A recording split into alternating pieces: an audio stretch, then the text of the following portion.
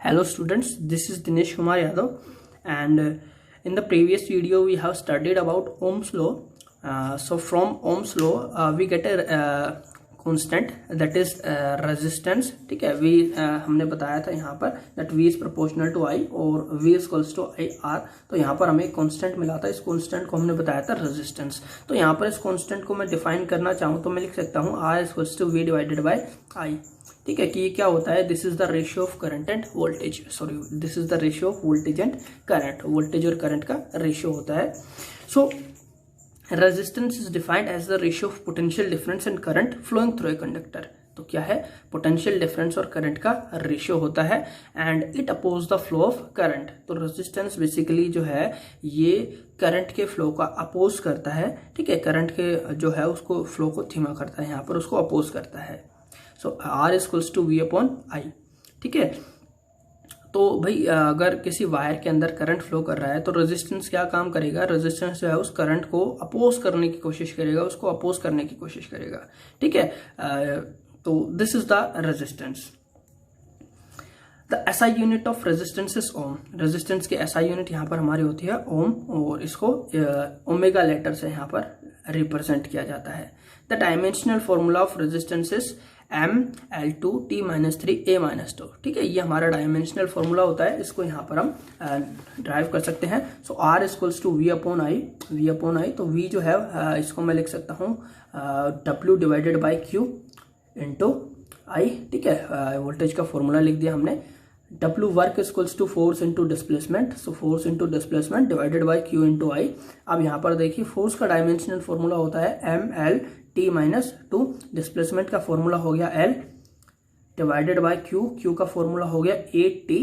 ठीक है, और यहाँ पर करंट का हो गया यहाँ पर ampere.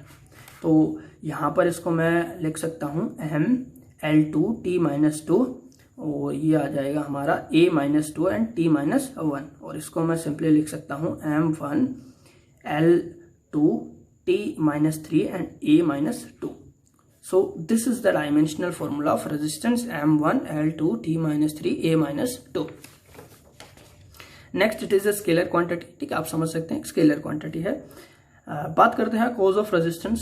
So cause of resistance is frequent collision of free electron with the atom ion of the conductor while drifting from one end to another end of the conductor. तो बेसिकली रेजिस्टेंस का कारण क्या होता है कि जो हमारे free electrons होते हैं कंडक्टर्स के अंदर, मेटल्स के अंदर, जब वो मूव करते हैं एक एंड से दूसरे एंड, कंडक्टर के एक एंड से दूसरे एंड की तरफ जब वो मूव करते हैं तो हमने बताया था कि वो जो है वो फ्रीक्वेंट कोलिजन करते हुए चलते हैं, कोलाइड करते हैं एटम्स के साथ, आयंस के साथ. ठीक है, बाकी इलेक्ट्रॉन्स के साथ कोलाइड करते हैं. तो इस कोलिजन में क्या होता है, उनकी जो एनर्जी है वो लूज होती रहती है बार बार और फिर से एनर्जी वो गेन करते हैं. तो इस कोलिजन के कारण बेसिकली हमारा जो रेजिस्टेंस है वो अराइव होता है. ठीक है, अगर बिल्कुल कोलिजन नहीं होगा, बिल्कुल स्मूथ जाएंगे वो, तो वहां पर जो रेजिस्टेंस है वो नहीं होगा.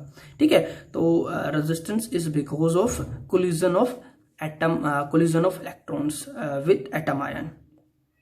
इसके बाद यहाँ पर एक छोटी सी डेफिनेशन है. ठीक है, आप पढ़ते आए होंगे. सो define Ohm's law. Ohm's law को डिफाइन 1 ओम को आपको डिफाइन करना है. तो यहाँ से रेजिस्टेंस जो है इसके SI यूनिट होती है ohm. So 1 ohm is equals to potential difference. Potential difference की यूनिट यहाँ पर होती है volt. So 1 volt and I that is current. So current की यूनिट हमारी हो गई ampere. So 1 ohm is equals to 1 volt divided by 1 ampere. तो यहाँ पर हम डिफाइन कर सकते हैं 1 ओम को कि जब 1 एम्पियर का करंट फ्लो करता है एक ऐसे कंडक्टर से जहां पर हमने पोटेंशियल डिफरेंस दिया हुआ है तो उसके दोनों एंड से 1 वोल्ट का, ठीक है, 1 वोल्ट का पोटेंशियल डिफरेंस हमने प्रोवाइड किया है, 1 एम्पियर का करंट फ्लो कर रहा है, तब हम कहेंगे कि वो जो कंडक्टर है, वो जो वायर है, उसका रेजिस्टेंस कितना है, दैट इज 1 ओम.